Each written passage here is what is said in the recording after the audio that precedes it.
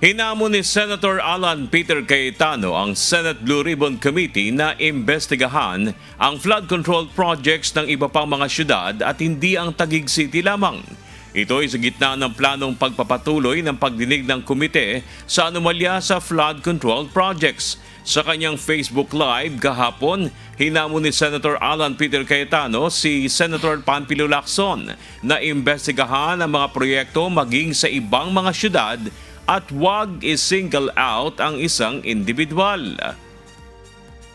Hindi ko sinasabing may problema yung mga city na yan. Ang sinasabi ko, ipakita ni Senator Lacson na hindi yung inis lang siya sa isang tao. Paano naman tayo dumating doon? Hindi mo lang type yung isang tao, gusto mo nang ikulong. Wala pang sagot si Senator Lacson sa hamon na ito ni Senator Alan Peter Cayetano. Pero sa isang ex-post, binatikos ni Lacson ang mga banat sa kanya ni Cayetano na anyay pag-atake sa kanyang integridad. Ayon pa kay Senator Lacson, nangangalap na siya ng mga informant at mga saksi na handaan niyang magbigay ng impormasyon at mga ebidensya upang maipakulong sa Payatas, Quezon City Jail si Senator Alan Peter Cayetano.